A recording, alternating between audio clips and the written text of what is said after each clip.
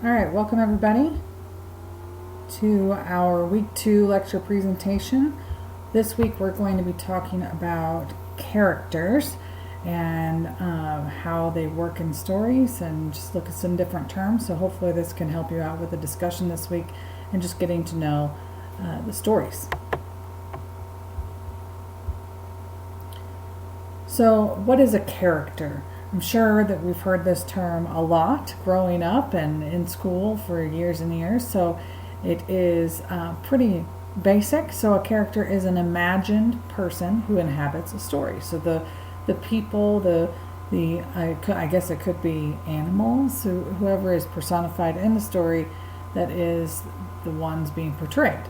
So one of the things that we're looking at is we want to look at good fiction, right? Good story. So good fiction and modern fiction attempts to create characters that are unique individuals that go beyond what is called stock characters. And ultimately we want to be caught up. We want to get to know the characters as if they are real people that we know, that we understand, that we can relate to. And that's really what we're looking for when we read stories. So there are a lot of different types of characters out there, and we're going to talk about a few, and you can find this in the reading as well. So a stock character is what we want to go beyond, right? So the stock character is a stereotypical person, someone that fits into a particular trait. So the jock, the nerd, the hero even could be a stock character, something that we anticipate that person to be like, and they fit the bill. And oftentimes stock characters are also those characters that are thrown in a story that we really don't ever get to know. So it could be the teacher or the hall monitor or the janitor or the person that's walking down the street and looks at the main character in a funny way. So stock characters can also just be those background people that don't really have much to do with the entire story. A static character is often a stock character, but a static character is a fixed character that does not change or develop. So this is someone that is presented in the story that has a certain personality, a certain way of presenting themselves, an attitude that does not change throughout the story. They stay the same kind of person that they always have been, and the crisis or the complication, the climax of the story in no way changes their basic personality. So it's someone that is static. And they can actually play pretty big roles in a story. And there are modern stories that their main character is static, that does not change. And you could think of this as someone that is stubborn, that is determined to stay the way they are all the time, and nothing that happens in life will change what their perspective is. So a static character, unlike a stock character, can be the main focus of a story. Now a dynamic character, on the other hand, is a character that does change and develop over time throughout the story. So the crisis, the complication, that element in the story that creates the climax, the problem that happens in a story actually does affect who that person is and how they interact with the world. So a dynamic character does change and develop over time. And if we think about it in terms of reality, because ultimately these new modern stories are trying to portray characters in a more individualistic, real way. And in reality, we all change. We all develop. The things that happen to us over time affect who we become as people. So dynamic characters are more realistic in a way, oftentimes. Other types of characters, one is a hero. Now, I mentioned a hero in the realm of stock character because a hero can often be very stereotypical. So that exhibits skills or traits, bravery, idealism, a sense of purpose. A hero is generally the main character of a story that goes through a journey or a process in which they find their true selves or their meaning or their purpose.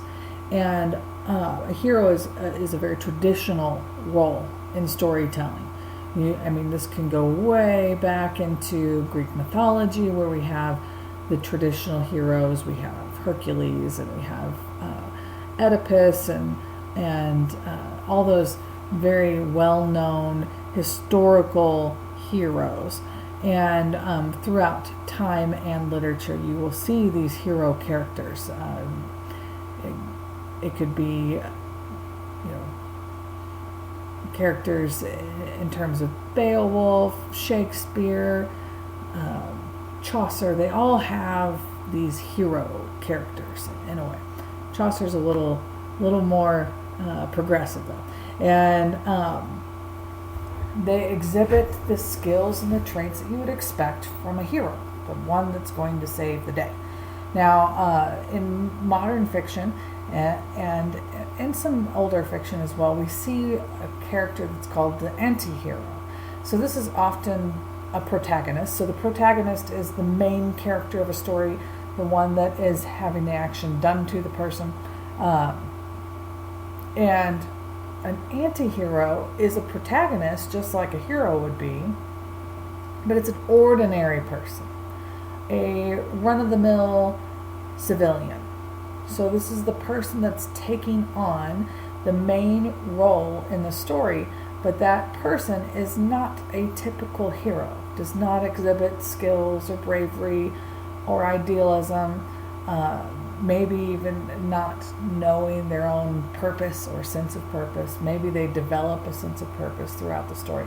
But an anti-hero is an ordinary person. So when we're thinking about characters in a story, so thinking about we're reading two stories this week. We're reading A Jilting of Granny Weatherall and Miss Brill. And these are two stories that are very centered on one character. Yes, there are others. There are other characters in the stories, but there's a very large focus on one individual. So when we start thinking about characters and line those up with the stories that we're reading, there are just some things that I want you to consider. So try to identify the most important characters in a story. So these are the person that deals directly with the plot complication and the central crisis of the story. So where is the crisis? What is the plot? What is the complication? And which character or characters are centered on in those elements of the plot? So oftentimes in this element, an author is going to attribute motivation to this character. So what is their central purpose? What is their motivation? Why are they the way they are? Why is this central character the way he or she is? So that's the purpose, their motivation. Who are they and why are they like that? Other things to consider. Consider the way that characters' personalities and values are communicated. Oftentimes this is done through dialogue. They just say it. They're going to tell you their personal values. They're going to tell you their personality just through the way they speak. But sometimes a character is presented not through dialogue, but through interaction with other characters, through descriptions. We can see characters develop through the way they see the world and the attitudes that they have toward not only other characters, but toward the setting, toward the complication that they are going to. How do they approach a problem? So think about how these central characters' personalities and values are communicated. Also, try to consider how the story's actions grow from that central character. So if there is a central character, and I would argue that the two stories that we're reading this week do have central characters, how does the plot grow from that character?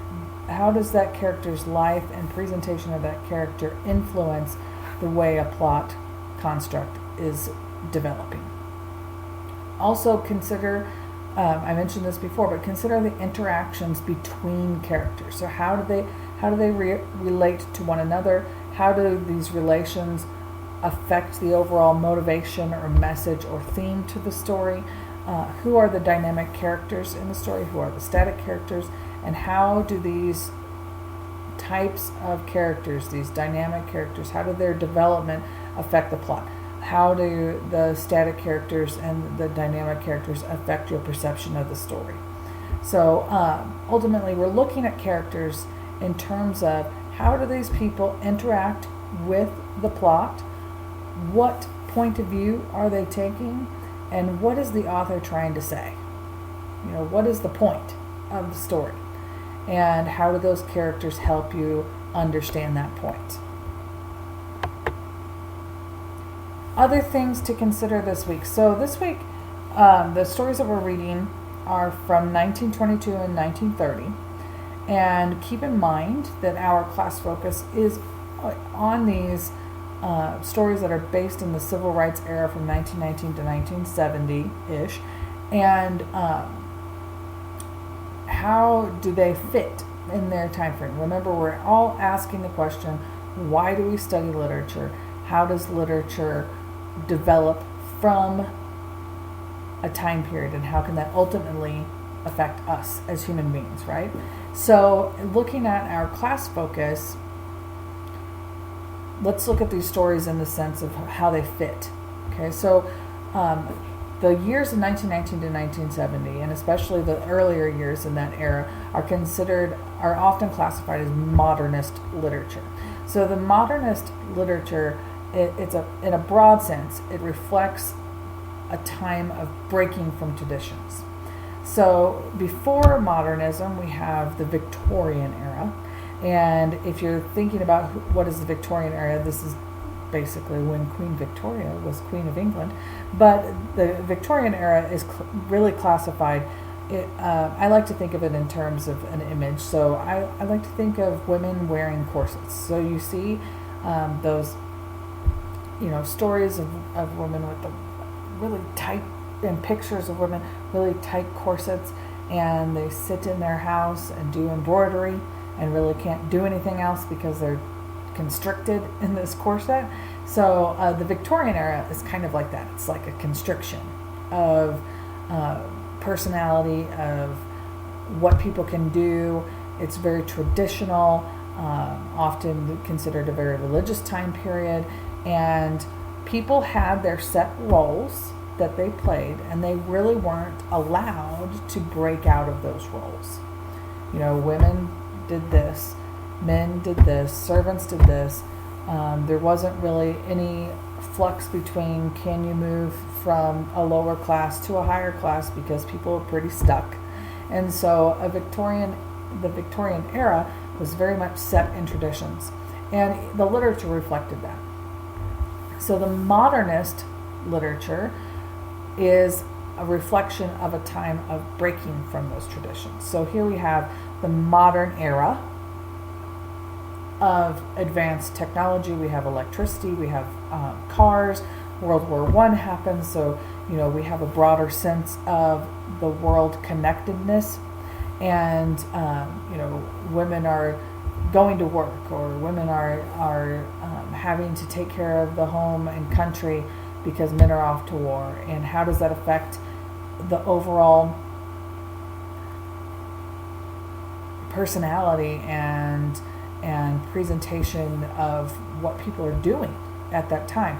So the modern era is breaking from a traditional view. We have the rise of the middle class happening because of industrialization, and also because of the way that people have access to things. Paper books and magazines and things, reading materials that are accessible to the public, actually do affect the way that the public has developed. So we have a more educated population. We have a population that is striving to do something different with their lives, breaking out of those traditions. And how does literature reflect that? So we can look at our stories this week and in the coming weeks. How do these stories reflect that rebellion against Victorian ideas and attitudes?